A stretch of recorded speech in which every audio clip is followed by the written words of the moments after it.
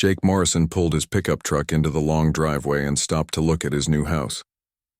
The divorce papers were still fresh in his glove compartment, but this place felt like a chance to start over. The two-story house sat on 5 acres of Montana land, far enough from the city to give him peace but close enough to drive to work each day. He worked as a software engineer for a tech company, and remote work meant he could live anywhere he wanted. The driveway caught his attention right away. It was much longer than most driveways, made of thick concrete that looked almost new. It stretched from the main road all the way to an oversized garage that could fit 3 cars easily. Jake wondered why the previous owner had built such a big driveway and garage for a simple house like this one. He grabbed his boxes from the truck and walked to the front door. The real estate agent had given him the keys 2 days ago, and he had been looking forward to moving in ever since. The house was perfect for him. Not too big, not too small, and the price was better than he expected. Sometimes good things happened when you needed them most. Jake spent the first day unpacking his clothes and setting up his computer in the spare room that would be his home office. The house felt quiet and peaceful. He could hear birds singing outside and wind moving through the trees. It was exactly what he needed after months of arguing with lawyers and splitting up everything he had shared with his ex-wife. That first night, Jake made a simple dinner and sat on his back porch to watch the sunset. The view stretched for miles across rolling hills and forests. He felt more relaxed than he had in months. Maybe buying this house was the right choice after all. Around midnight, as Jake was getting ready for bed, he heard something strange. It sounded like thumping coming from somewhere below the house. He stopped brushing his teeth and listened carefully. The sound came in a steady rhythm, thump, thump, thump, like someone knocking on a door or hammering something. Jake walked through the house trying to find where the sound was coming from. It seemed loudest near the front windows that faced the driveway. He looked outside but saw nothing unusual. The driveway looked empty and normal in the moonlight. The thumping continued for about 10 minutes, then stopped completely. He shrugged and went to bed, thinking it might be the house settling or maybe some pipes making noise. Old houses made all kinds of strange sounds, and this one was built in the 1980s. He would ask someone about it if it happened again. The next morning, Jake walked outside to get a better look at his property in the daylight. The driveway really was impressive. Smooth concrete without any cracks and wide enough for 2 cars to pass each other easily. He noticed that the concrete looked much newer than the house itself, like someone had replaced it recently. As he was checking his mailbox, an old man walked over from the house next door. The man had gray hair and moved slowly but seemed friendly enough. "You must be the new neighbor," the man said with a smile. "I'm Pete Sullivan. I've lived next door for about 15 years. Jake shook his hand. "Jake Morrison. Nice to meet you." "Good to have someone living there again," Pete said. The house was empty for almost 2 years after the last owner moved away. Jake was curious. What was the previous owner like? Pete's expression changed slightly. Well, he was a bit odd. Kept to himself mostly. His name was Harold something. I never learned his last name. He did a lot of work on that driveway of yours. Had trucks coming and going at all hours bringing concrete and equipment. Do you know why he made it so big? Pete shook his head. Never could figure that out. And there were some weird government types who used to visit him. Men in black suits driving fancy cars. They would show up every few months and stay for hours. Jake felt a small chill run down his back. Government types? That's what I figured. They looked official, you know. Always very serious, never waved or said hello. Harold would get nervous whenever they came around. After they left, he would usually disappear for a few days. Pete looked at the driveway thoughtfully. I always wondered what they were doing over there. None of my business, of course, but it made me curious. Jake thanked Pete for the information and walked back to his house. The story about government visitors was strange, but he tried not to think too much about it. People moved away for all kinds of reasons. Maybe Harold had money problems or family issues. That evening, Jake worked late on his computer, finishing a project for his job. Around 11:30, he heard the thumping sound again. This time he was ready for it. He grabbed a flashlight and went outside to investigate. The sound was definitely coming from somewhere under the driveway. Jake walked slowly across the concrete, listening carefully. The thumping was loudest near the middle of the driveway, about halfway between the house and the road. He knelt down and put his ear close to the concrete. The sound was clearer now, a steady thumping like something hitting metal. It lasted for exactly 12 minutes, then stopped as suddenly as it had started. Jake stayed outside for another 20 minutes, but the sound did not come back. Walking back to the house, Jake noticed something he had missed before. There were small metal plates embedded in the concrete at regular intervals along the driveway. They looked like covers for electrical outlets or cable connections, but they were bigger and made of a strange dark metal that did not reflect his flashlight beam. Jake made a mental note to examine the metal plates more carefully in the morning. He also decided to do some research about the previous owner. Harold something. Pete had said government people visited regularly. Maybe Harold had worked for the military or some kind of research company. As he got ready for bed, Jake felt both curious and slightly worried. The thumping sound was not normal, and the story about government visitors made him wonder what secrets this property might hold. But he had just bought the house and moved all his things here. Whatever was going on, he would have to deal with it. Jake fell asleep thinking about metal plates and mysterious sounds under his new driveway. He had no idea that his simple desire for a quiet life in the country was about to become the most important discovery in human history. Jake woke up the next morning determined to solve the mystery of the thumping sounds. After coffee and breakfast, he walked outside to examine the metal plates he had noticed the night before. In the daylight, they looked even stranger. Each plate was about the size of a dinner plate and made of dark metal that seemed to absorb light rather than reflect it. There were 6 plates total, spaced evenly along the center line of the driveway. He tried to pry one of the plates loose with a screwdriver, but it would not budge. The metal felt warm to the touch, which was odd since the morning air was still cool. Jake wondered if they might be covers for some kind of heating system built into the concrete. The thumping had happened 2 nights in a row now, always starting around the same time and lasting about 12 minutes. Jake was convinced there was a logical explanation. Maybe there was a broken water pipe or some kind of machinery left behind by the previous owner. The best thing to do was call a professional. Jake found a local contractor named Lisa Hayes who specialized in foundation work and utility repairs. When he called her office, she agreed to come out that afternoon to take a look. Her voice sounded confident and professional, which made Jake feel better about the situation. Lisa arrived in a white pickup truck loaded with tools and equipment. She was a woman in her 30s with short brown hair and work clothes that looked like she used them every day. Jake explained about the thumping sounds and showed her the strange metal plates. "I've never seen anything like these," Lisa said, kneeling down to examine one of the plates. "This metal is weird. It's not steel or aluminum or anything I recognize." She pulled a small device from her truck that looked like a metal detector. "This is ground-penetrating radar. It can show us what's under the concrete without having to dig anything up." Lisa moved the device slowly across the driveway while watching a small screen that showed different colored patterns. After a few minutes, she stopped and stared at the screen with a confused expression. "That's impossible," she said. "What's impossible?" Lisa showed Jake the screen. "According to this, there's a huge hollow space under your driveway. It starts about 12 feet down and goes much deeper than my equipment can measure. And there's something metallic down there. Something big." Jake felt his stomach tighten. "How big?" "Really big. The metallic object appears to be at least 50 feet long and maybe 20 feet wide. There's no way this is a septic tank or utility tunnel. This is something else entirely." They spent the next hour using the radar to map the area under the driveway. The hollow space extended almost the full length of the driveway, and the metallic object sat right in the middle of it. Lisa had never seen anything like it in 15 years of construction work. "We need to call the county," Lisa said.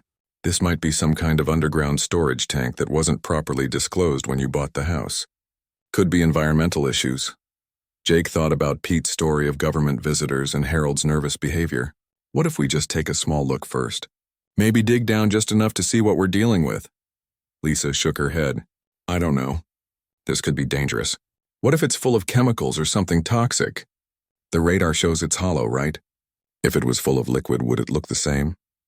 Lisa admitted that a hollow space and a liquid-filled space would show different patterns on her equipment. Whatever was down there appeared to be empty air around a solid metallic object. Jake's curiosity was stronger than his caution. "Look, I just bought this house. I can't have county inspectors and environmental crews tearing up my property before I even know what the problem is."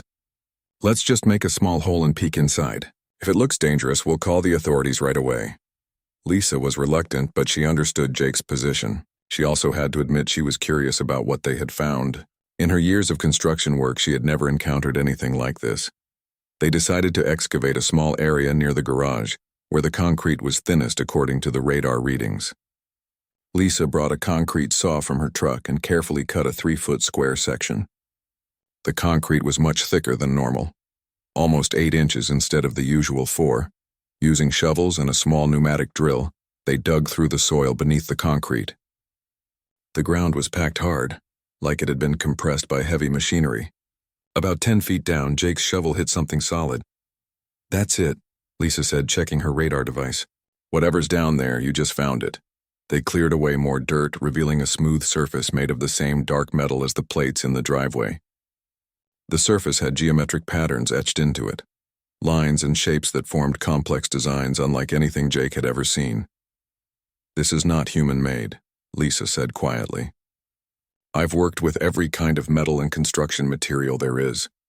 This is something different." Jake ran his hands over the smooth surface, feeling the intricate patterns. The metal was slightly warm, just like the plates above. As he traced one of the geometric designs with his finger, he noticed his hands were shaking slightly. This discovery was bigger than a broken water pipe or buried storage tank. "What do you think it is?" Jake asked. Lisa was taking pictures with her phone. "I have no idea, but I'm starting to think those government people your neighbor mentioned weren't here about taxes or permits." As they worked to clear more dirt from the surface, Jake accidentally scraped his hand on a sharp edge of the metal. Blood welled up from the cut and dripped onto the dark surface. Immediately, the blood seemed to disappear, absorbed into the metal like water into a sponge. Then the metal began to glow. Lisa dropped her shovel and stepped back. What the hell? The geometric patterns were lighting up with a soft blue glow that pulsed gently like a heartbeat. The light spread across the surface they had uncovered, revealing more intricate designs that had been invisible before. Jake stared at his hand, then at the glowing metal. "My blood." It reacted to my blood. As they watched in amazement, a section of the glowing surface began to change. Lines appeared, forming the outline of a rectangular opening. Then, with a soft hissing sound, that section of metal slid away, revealing what looked like an airlock or entrance. Cool air flowed up from the opening, carrying a strange metallic smell. Jake could see smooth walls leading down into darkness. "We need to call someone," Lisa said, her voice tight with fear. "The military, NASA, somebody." But Jake was already moving toward the opening. His software engineer's mind was racing with possibilities. This was clearly technology beyond anything humans had built.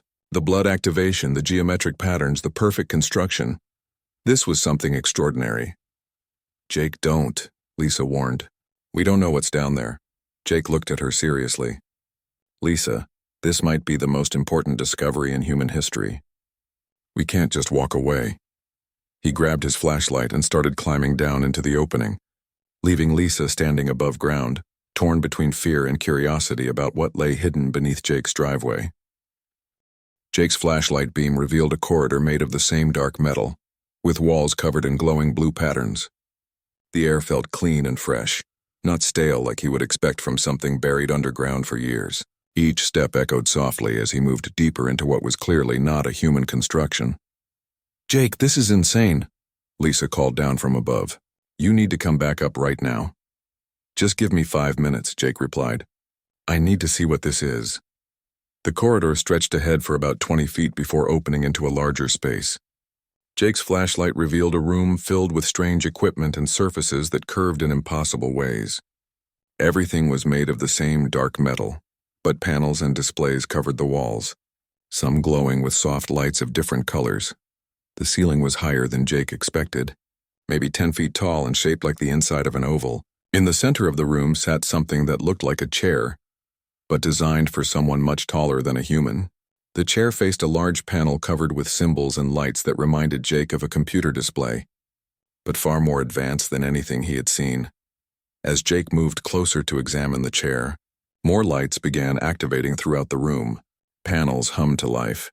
Displays flickered with moving symbols, and the geometric patterns on the walls glowed brighter. It was like the whole place was waking up after being asleep for a long time. "This is a spaceship," Jake whispered to himself. An actual alien spaceship. The realization hit him with stunning force. The metal plates in his driveway, the government visitors, Harold's nervous behavior. It all made sense now. Somehow an alien craft had ended up buried beneath his property, and the previous owner had known about it. Jake approached the central panel carefully. The symbols on the display were unlike any writing he had ever seen, but they seemed to pulse and shift as if responding to his presence. When he reached out to touch the surface, the panel suddenly went bright, showing new symbols and what looked like star charts. Behind him, Jake heard footsteps in the corridor.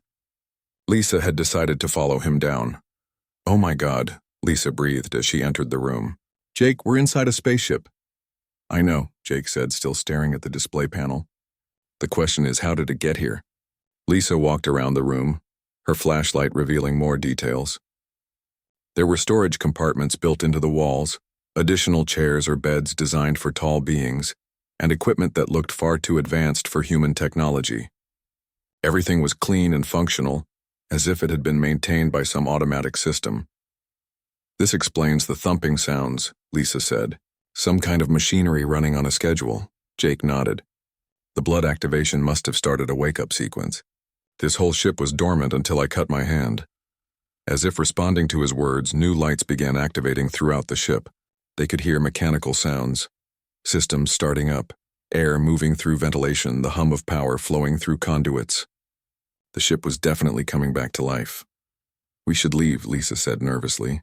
"What if there are aliens on board?" Before Jake could answer, a new sound echoed through the ship, a deeper hum that seemed to come from everywhere at once. The main display panel flashed brighter, showing new symbols and what looked like a countdown sequence. "Something's happening," Jake said. "The ship is activating more systems." They heard a soft hissing sound from deeper in the ship, like doors opening or air pressure equalizing. Then footsteps, not human footsteps, but the sound of someone large moving through the corridor toward their location.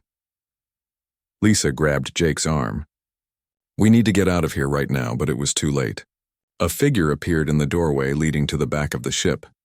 It was tall, maybe 7 feet, with pale gray skin and large dark eyes. It wore a form-fitting suit made of the same metal as the ship, but softer and more flexible. The being moved with fluid grace, clearly at home in the ship's environment. Jake and Lisa froze, not knowing whether to run or try to communicate. The alien looked at them for a long moment, its large eyes taking in their appearance and equipment. When it finally spoke, its voice was deep but strangely musical. "You are humans," the alien said in perfect English. "I did not expect humans to find this vessel." Jake found his voice first. "You can speak our language? The ship's computers have been monitoring your planet's communication signals for many years. Learning your languages was necessary for the mission." The alien moved closer, its movements careful and non-threatening. "I am Commander Vex of the Zephyrian Empire. This is a reconnaissance vessel." "Reconnaissance," Lisa repeated. "You've been spying on us," Vex nodded slowly. "Observing and evaluating. Your species has been advancing very quickly in recent decades. The Empire needed to assess whether humans pose a threat to galactic stability." Jake felt a chill run down his spine. "A threat? We don't even have spaceships yet." "You will soon," Vex replied. "Your technological progress follows a predictable pattern. Most species achieve interstellar travel within 50 years of developing nuclear weapons. Humans developed nuclear weapons in 1945. By our calculations, you should achieve faster-than-light travel within the next decade." The alien moved to the central control panel and touched several symbols. The display changed to show what looked like Earth from space, surrounded by data and charts. My mission was to gather intelligence about human military capabilities and technological development. When my ship suffered damage during a reconnaissance flight in 1987, I was forced to make an emergency landing. The ship's systems buried us automatically to avoid detection. "You've been down here for over 30 years? Jake asked. "In emergency stasis, yes. The ship was programmed to wake me only if humans discovered our location, or if the Empire sent a retrieval signal." Vex looked at Jake's bandaged hand. "Your blood triggered the human contact protocol." Lisa stepped forward, her fear beginning to mix with curiosity. "What happens now? Are you going to contact your people?" Vex hesitated before answering. That depends on what I report about human nature. The Empire believes humans are too aggressive and unpredictable to be allowed to develop interstellar travel. The standard protocol for species like yours is... He paused. Sterilization. Sterilization? Jake felt his heart racing. You mean killing everyone on Earth? It is considered a preventive measure. Many species become expansionist and violent once they achieve faster-than-light travel. The Empire prefers to eliminate potential threats before they can spread beyond their home systems. The room fell silent, except for the hum of the ship's systems. Jake and Lisa stared at Vex, trying to process what they had just learned. Humanity was facing potential extinction from an alien empire, and the decision might rest with this single being who had been sleeping under Jake's driveway for 3 decades. But you haven't reported back yet, Jake said carefully, which means you're still deciding what to tell them about us. Vex studied Jake's face intently. The fact that you freed me instead of calling your military forces is interesting. Most aggressive species would have tried to capture or kill me immediately. We're not aggressive, Lisa protested. We're just curious. Your species has been almost continuously at war throughout recorded history, Vex pointed out. You have enough nuclear weapons to destroy your own planet several times over. How is this not aggressive? Jake realized this might be the most important conversation in human history. What he said in the next few minutes could determine whether his species lived or died. He had to find a way to convince an alien intelligence that humanity deserved a chance to survive and explore the galaxy. Jake took a deep breath, knowing that his next words might determine the fate of his entire species. You're right that humans have fought wars and built weapons, but we've also done incredible things. We create art and music, we help each other during disasters, and we keep trying to make the world better. Vex listened quietly, his large, dark eyes focused on Jake's face. Your planet's communication signals show much violence and conflict. Your news broadcasts are filled with wars, crime, and hatred between different groups of humans. That's because bad news gets more attention, Lisa said. For every violent story you intercept, there are thousands of good things happening that don't make the news. People helping their neighbors, doctors saving lives, teachers educating children. Jake pulled out his smartphone, an idea forming in his mind. Commander Vex, your ship has been monitoring our communications, right? Can it interface with modern human technology? Vex touched a panel on the central console. The ship's computers have been analyzing human technological development continuously. Yes, we can interface with your primitive devices. Primitive? Jake looked at his phone with new eyes. To humans, smartphones seemed incredibly advanced. But to an alien civilization capable of faster-than-light travel, they probably looked like stone tools. Vex gestured toward the console. Place your communication device on the interface panel. Jake set his phone on a smooth section of the console. Immediately, symbols appeared on the ship's display, and his phone screen lit up showing things he had never seen before. Detailed technical diagrams, star charts, and streams of data flowing faster than he could read. Your device is quite sophisticated for your current technological level, Vex admitted, sounding slightly surprised. The integration of computing power, communication systems, and sensors in such a small package shows remarkable engineering efficiency. Jake felt a spark of hope. Humans are good at making technology smaller and more efficient. We had to be, because our planet has limited resources. The ship's computer continued analyzing Jake's phone, displaying information about its components and capabilities. Vex studied the readouts with growing interest. This processing speed is much faster than our models predicted for human technology in 2025, Vex said. And the miniaturization is impressive. Our own portable devices from this era were much larger and less capable. Lisa stepped closer to watch the analysis. What else is the computer finding? Vex touched more controls and the display changed to show what looked like internet traffic patterns. Your global communication network is far more complex than we expected. The amount of information being shared between humans every second is extraordinary. Jake saw an opportunity. That's how we solve problems as a species. We share information freely. When one person discovers something new, they tell everyone else. That's why our technology advances so quickly. Most species are more territorial about knowledge, Vex said thoughtfully. They guard discoveries within tribal or national groups. This open sharing of information is unusual. The ship's computer had accessed Jake's photo gallery and was displaying images on the main screen, pictures of Jake's family, friends from work, his old house, and scenic photos from hiking trips. Vex studied them carefully. These images show cooperation between humans of different genetic backgrounds, Vex observed. Your workmates include individuals from multiple ethnic groups, yet they appear to function as a unified team. Of course, Jake said. We judge people by their abilities and character, not by what they look like. This is not typical behavior for species at your developmental level, Vex replied. Most civilizations remain strongly tribal until they achieve interstellar travel. The fact that humans are beginning to overcome genetic tribalism while still planet-bound is noteworthy, Lisa pointed to one of the photos showing Jake and his co-workers celebrating after completing a difficult project. We work together because we accomplish more as a team than we can individually. That's true whether we're building software or exploring space. Vex was quiet for several minutes, processing this information. The ship's computer continued analyzing data from Jake's phone, pulling information from apps, browsing history, and stored files.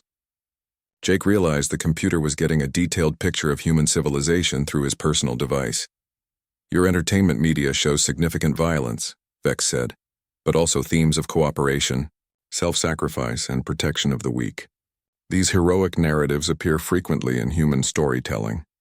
We tell stories about heroes because we want to be heroes ourselves, Jake explained. Most humans try to do the right thing, even when it's difficult. The computer displayed social media feeds from Jake's accounts, showing posts from friends and family, messages about birthdays, job promotions, new babies, and people helping each other through hard times. The personal communications show high levels of emotional attachment between humans who are not genetically related, Vex noted. You form social bonds beyond your biological family units. We call those friendships, Lisa said. Some of my best friends aren't related to me at all. We choose to care about each other. Vex studied more data streams flowing across the display. Your species has global communication networks, but instead of using them primarily for military coordination or resource competition, humans share personal experiences, scientific knowledge, and creative works. Jake felt more hopeful as he watched Vex's reaction to the information. The alien seemed genuinely surprised by what he was learning about human nature. Maybe the Zephyrian Empire's assessment of humanity was based on incomplete data. Commander Vex, Jake said carefully, how long has your empire been watching us? Systematic monitoring began in 1945 when you detonated the first nuclear weapons. Before that, we conducted only periodic surveys every few hundred years. So you've been watching us during our most violent century, Lisa realized. The 20th century had 2 world wars, the Cold War, and lots of regional conflicts. But that's not how humans normally behave. Vex looked confused. What do you mean? Jake pulled up a history app on his phone.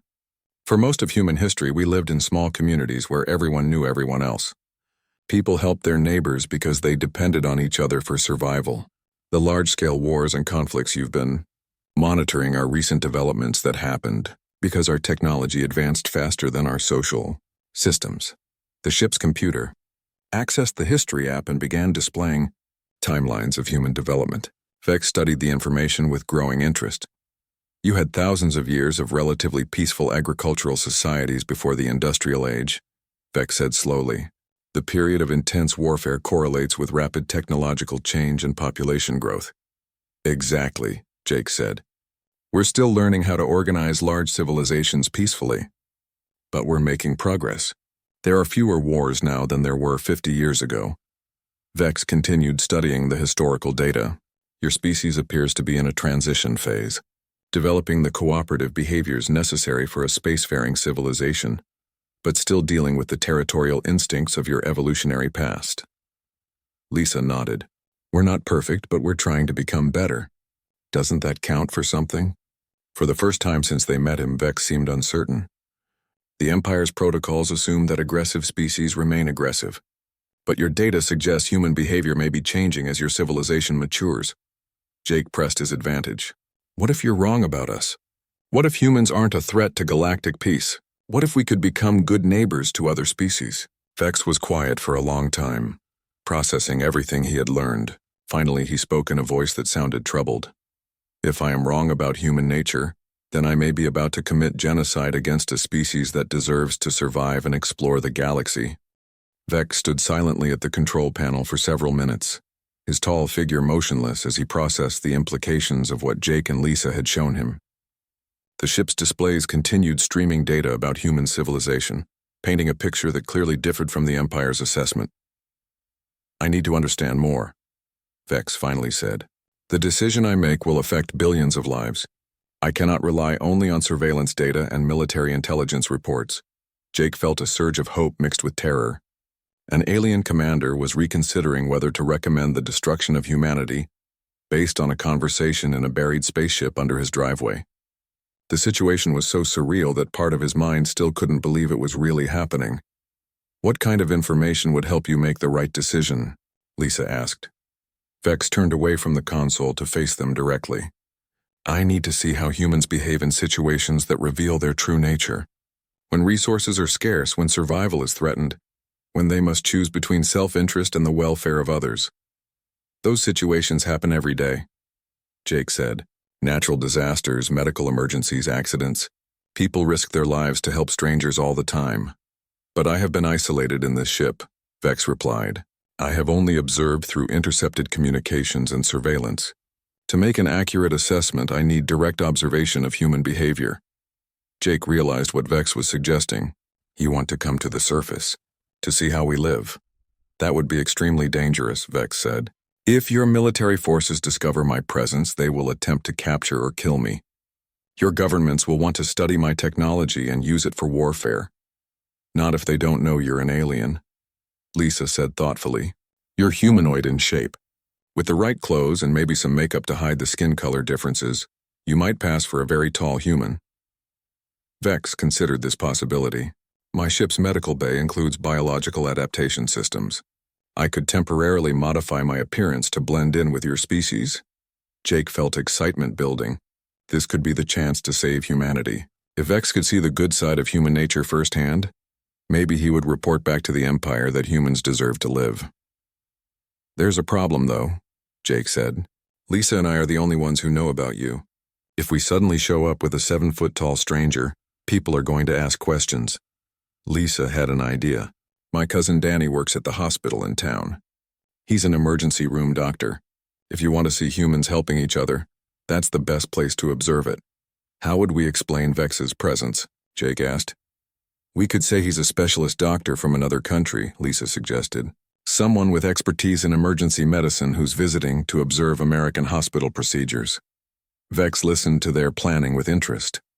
"This deception would allow me to observe human behavior in crisis situations without revealing my true identity." "Exactly," Jake said. "You'd see doctors and nurses working together to save lives, families supporting each other through medical emergencies, and strangers helping people they've never met before." Vex moved to a different section of the ship that Jake and Lisa had not explored yet. They followed him into what looked like a medical facility, with equipment that resembled advanced versions of hospital machines. Vex activated several devices and they hummed to life with soft blue light. "The biological adaptation process will take approximately 2 hours," Vex explained as he began operating the medical equipment. "I can modify my skin pigmentation, reduce my height slightly, and alter my facial features to appear more human." Jake watched in fascination as Vex programmed the medical devices. The technology was far beyond anything humans had developed, but the basic concept was familiar, using science to solve problems and help people, just like human doctors did every day. "While you undergo the adaptation process, Lisa and I can contact her cousin and arrange for you to visit the hospital," Jake said. "What name should we use for you?" Vex paused his work at the medical console. "In your language, a simple name that resembles my own would be appropriate. You may call me Victor." Lisa pulled out her phone to call Danny. "I'll tell him we have a visiting specialist who wants to observe emergency medicine procedures." Danny loves showing off the hospital's capabilities to other medical professionals. As Lisa made the phone call, Jake studied the alien medical equipment more closely. The devices were elegant in their design, with smooth curves and intuitive controls that seemed to anticipate what the user needed.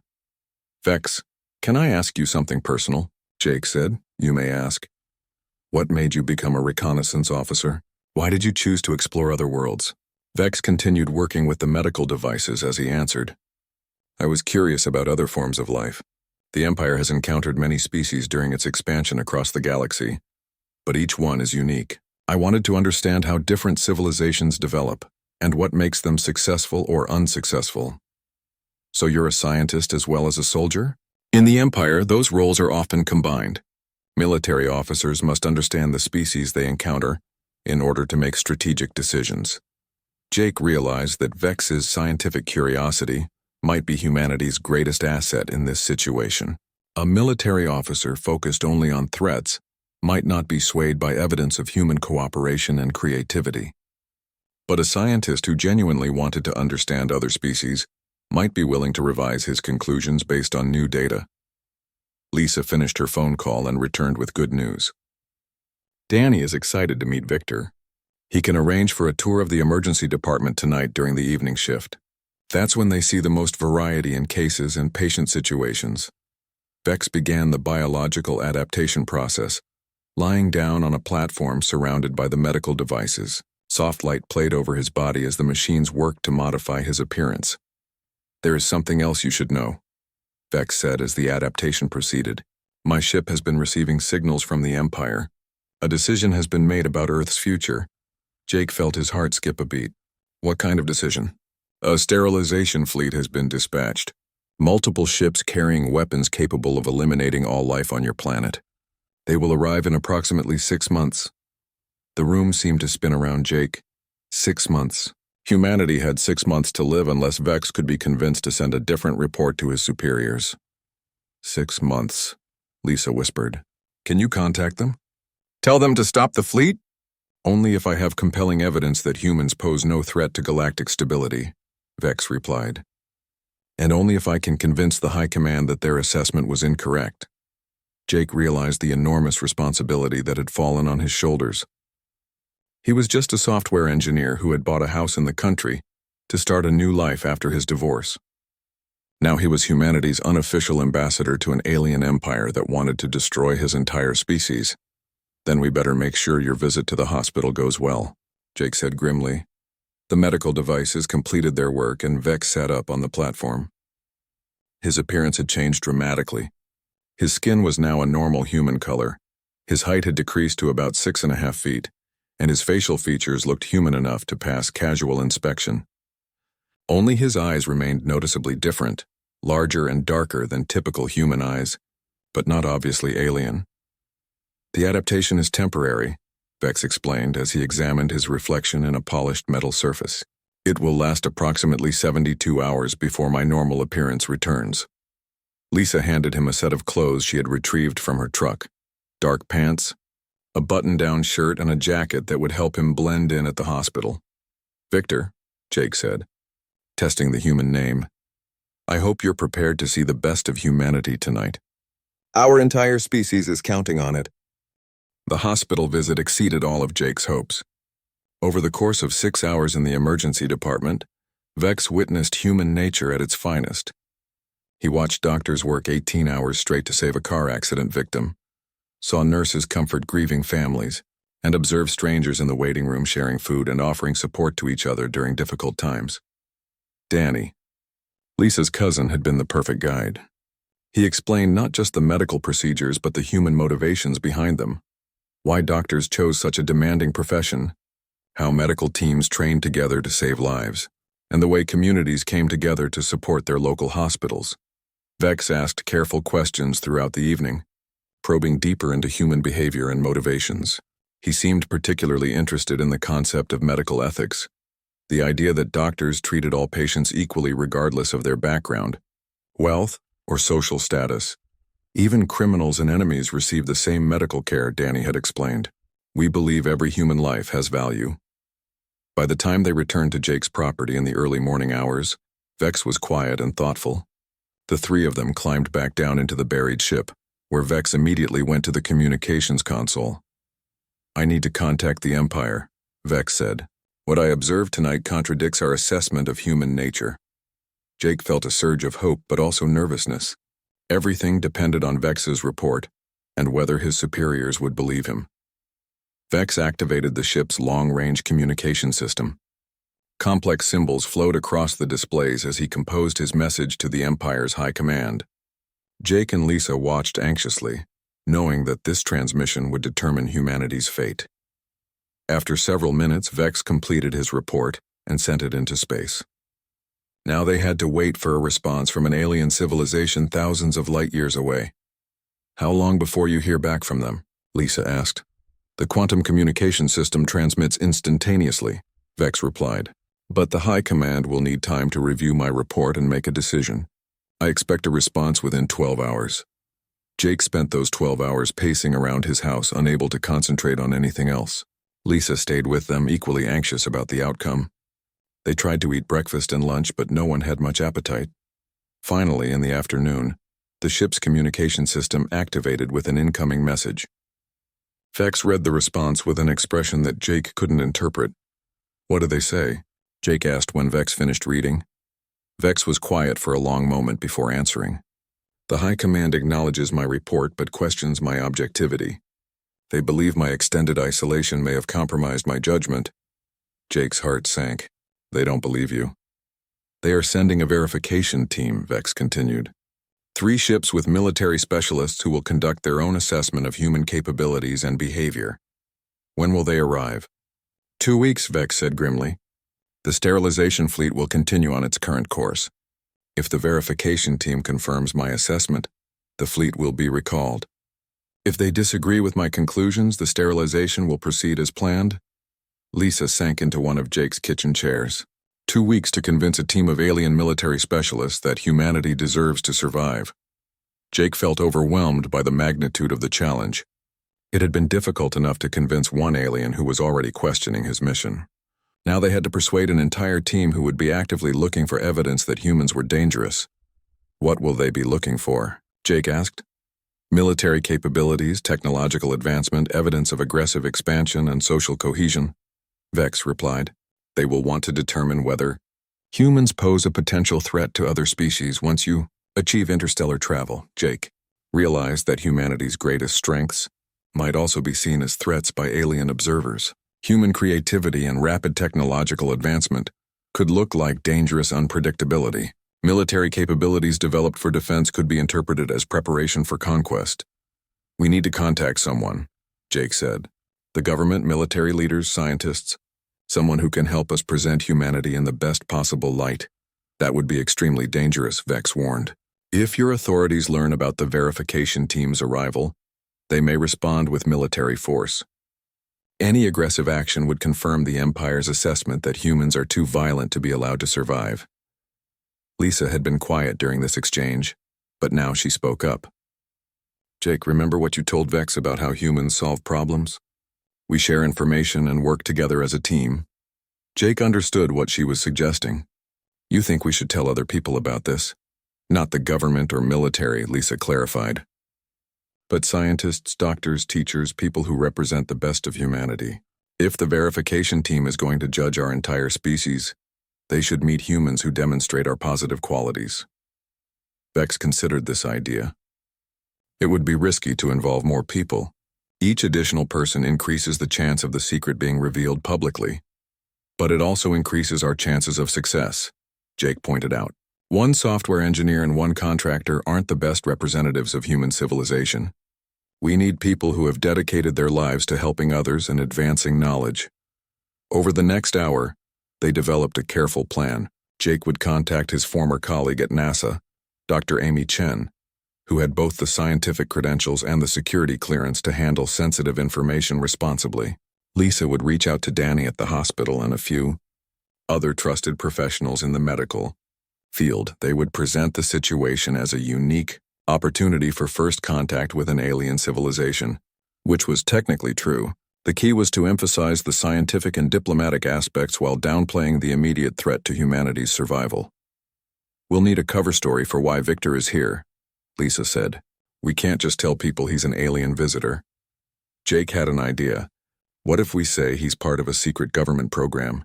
A consultant brought in to help evaluate humanity's readiness for contact with alien civilizations." "That's close enough to the truth," Vex agreed. "And it would explain my unusual knowledge about galactic civilizations and advanced technology." They spent the rest of the day making careful phone calls and arranging meetings. Jake contacted Amy Chen, explaining that he had been chosen to participate in a classified project involving potential extraterrestrial contact. Amy was skeptical but intrigued enough to agree to meet, with Jake and his mysterious consultant Lisa, arranged for Danny to gather a small group of medical professionals who could discuss humanity's approach to healthcare and ethics. She also contacted a teacher friend who worked with international student exchange programs and could speak about human cooperation across cultural boundaries. By evening, they had assembled a team of 7 people who would meet with the verification team when it arrived. Each person represented a different aspect of human civilization: science, medicine, education, and international cooperation.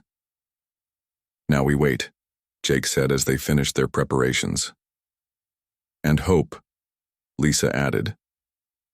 Vex looked at the 2 humans who had become his partners in this effort to save humanity. "I should warn you about something else," he said quietly. "The verification team will not be as open to changing their assessment as I was. They are military specialists trained to identify threats and eliminate them." "What are you saying?" Jake asked. "I am saying that we may need to do more than just convince them that humans are peaceful. We may need to demonstrate that humanity is capable of defending itself." Jake felt a chill run down his spine. The alien empire had sent a sterilization fleet to destroy humanity, but they had also sent a verification team that might need to be fought off if diplomatic efforts failed. Humanity was about to face its greatest test. And Jake Morrison, a divorced software engineer from Montana, found himself at the center of the most important conflict in human history. Dr. Amy Chen arrived at Jake's house 2 days before the verification team was scheduled to arrive. Jake had worked with Amy for 3 years at a tech company that developed satellite communication systems, and he knew she was both brilliant and trustworthy. Her background in aerospace engineering and her connections at NASA made her the perfect person to help coordinate humanity's response to the alien threat. When Jake introduced Amy to Victor and the buried ship, her reaction was everything he had hoped for. After the initial shock wore off, Amy's scientific curiosity took over completely.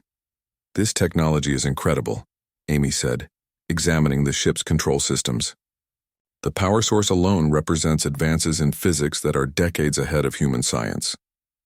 Vex explained the situation to Amy in detail, including the approaching sterilization fleet and the verification team that would determine humanity's fate. Amy listened with growing alarm, but also with the kind of analytical thinking that made her such a good scientist. "We need to contact the highest levels of government immediately," Amy said when Vex finished explaining. "The President, the Joint Chiefs of Staff, NASA administrators. This is too big to handle with a small group of civilians. That could trigger exactly the kind of military response that would confirm the Empire's assessment of human aggression." Jake warned Amy considered this problem. "Then we need to approach this carefully.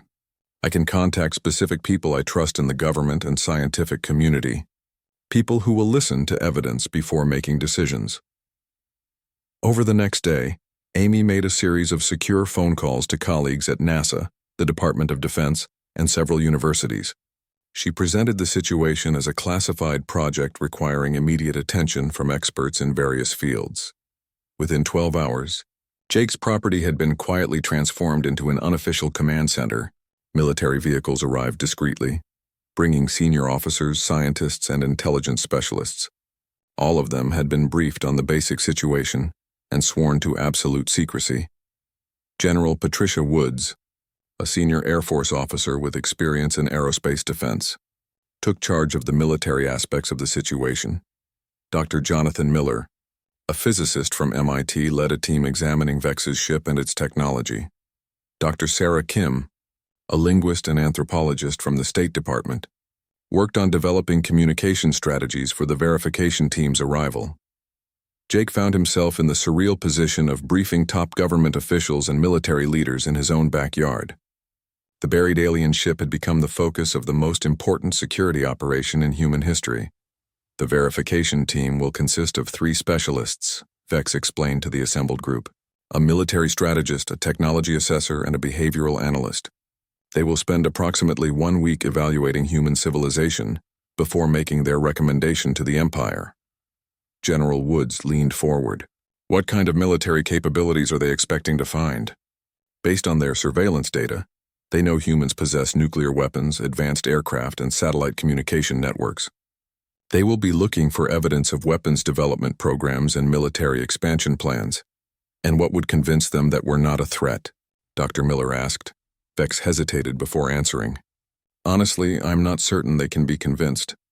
The Empire's policy has always been to eliminate potential threats before they can develop interstellar travel capabilities. You are the first species I have encountered that might actually deserve to survive. Dr. Kim had been taking notes throughout the briefing. What if we demonstrate that humans are already cooperating peacefully on a global scale? International space stations, disease eradication programs, scientific research collaborations. That would help, Vex agreed.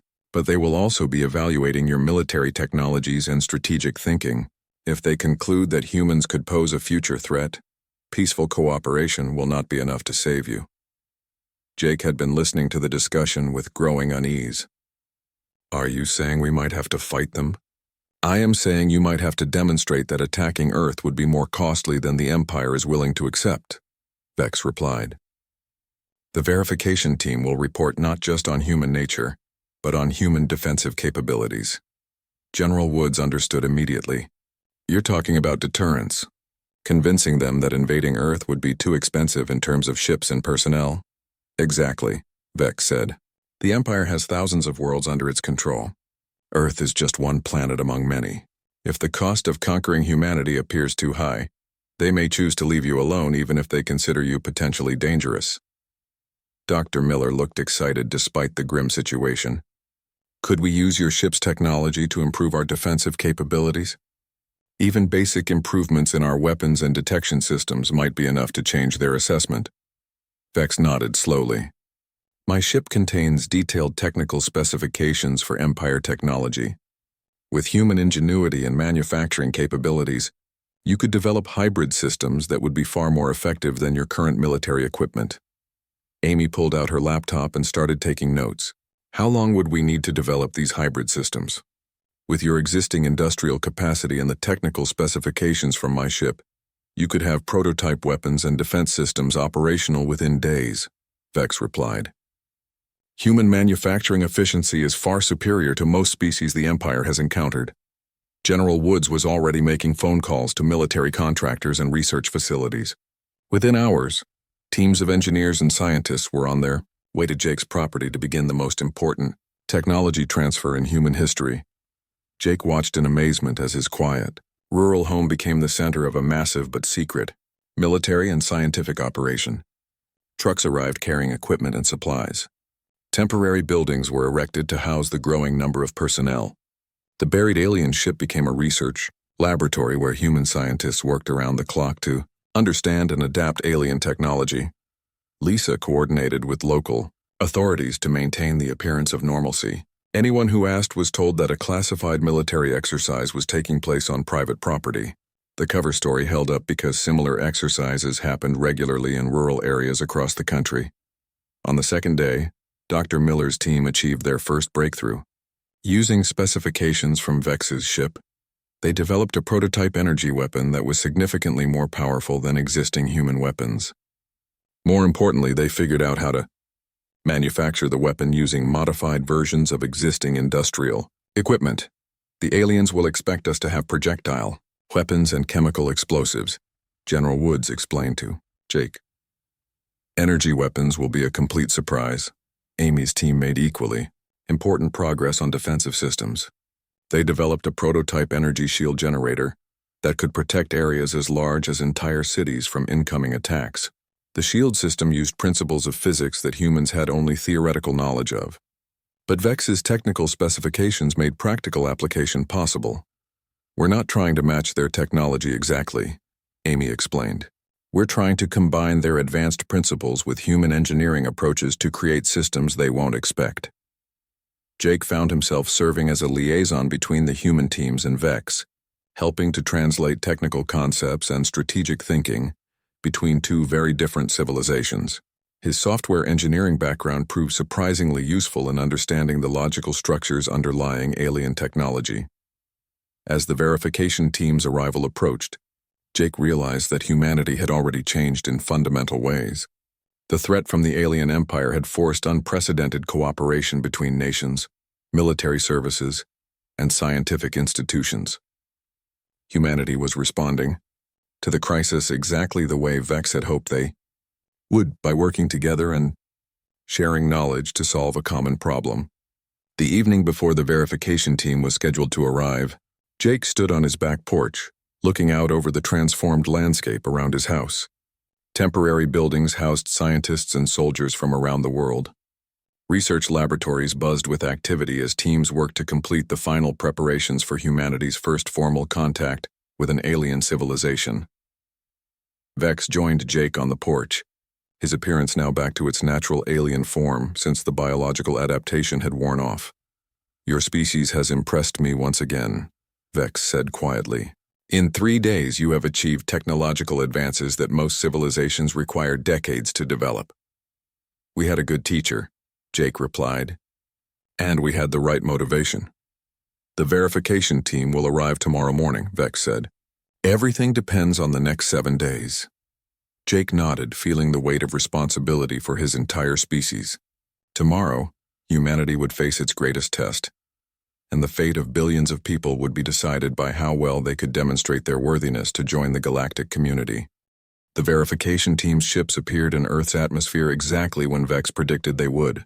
3 sleek vessels, each about twice the size of Vex's scout ship, descended from the clouds and landed in the field behind Jake's house. Jake watched from his bedroom window as the alien ships touched down silently, their dark metal hulls reflecting the morning sunlight. General Woods had positioned human personnel carefully around the landing area. They were visible enough to demonstrate that Earth was prepared for the aliens' arrival, but not so numerous as to appear threatening. The hybrid weapon systems developed over the past few days were hidden but ready for immediate use if needed.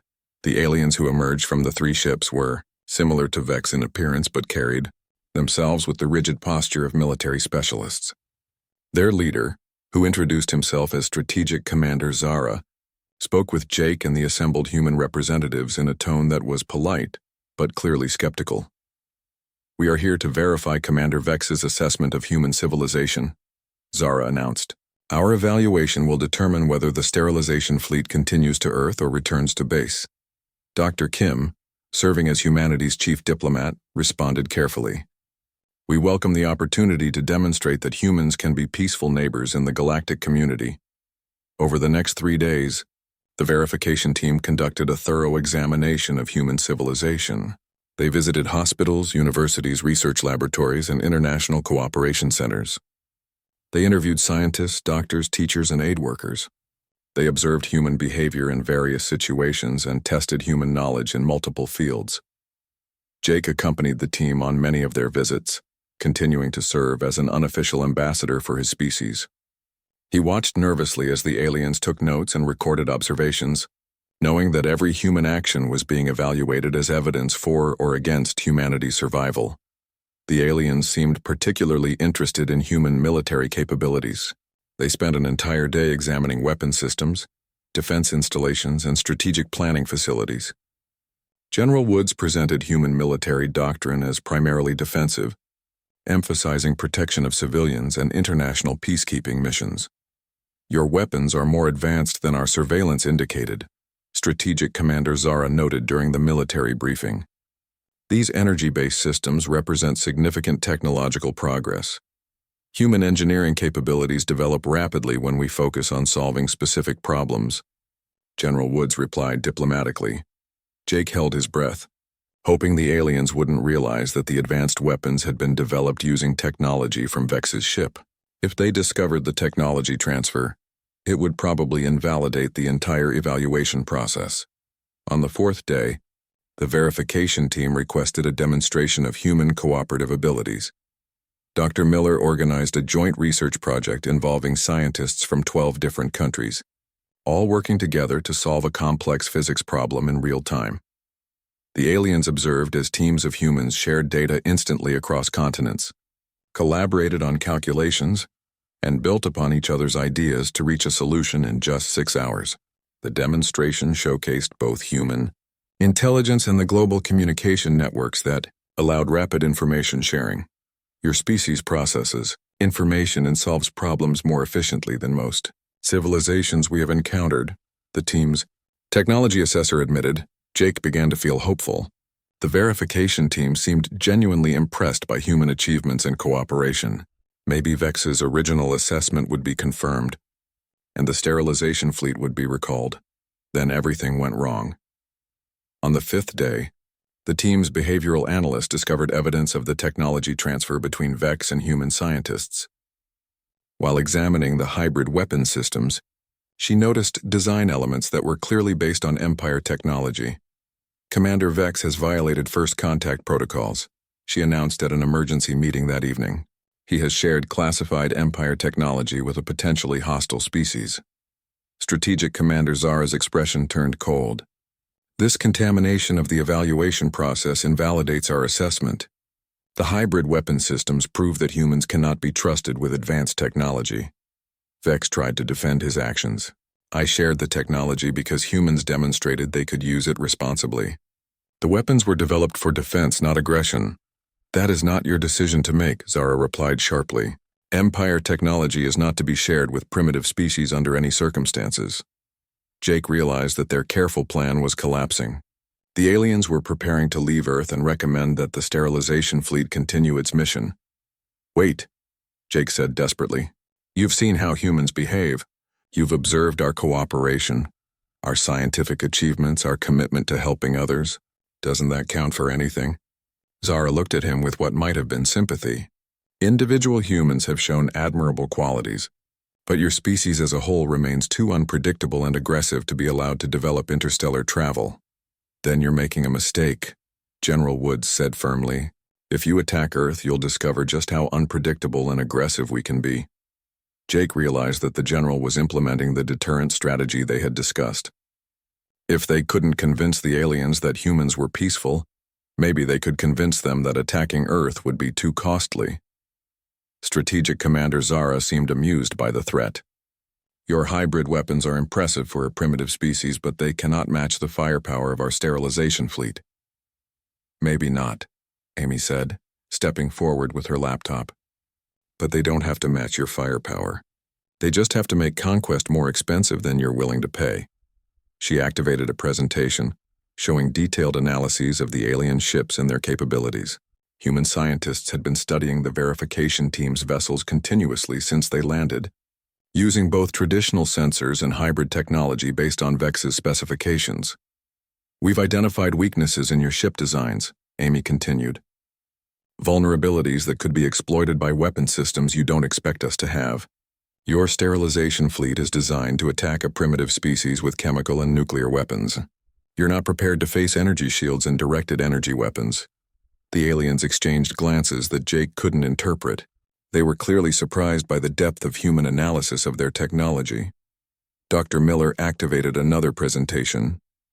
We've also calculated the likely cost of a full-scale invasion of Earth. Based on our population distribution, industrial capacity, and defensive preparations, your forces would need to maintain occupation troops on 6 continents while dealing with continuous resistance from a population of 8 billion humans. The economic cost would be enormous, General Woods added. You'd need to commit significant military resources to Earth for decades, resources that couldn't be used to maintain control of your other territories. Strategic Commander Zara was quiet for several minutes, clearly processing the implications of what the humans had presented.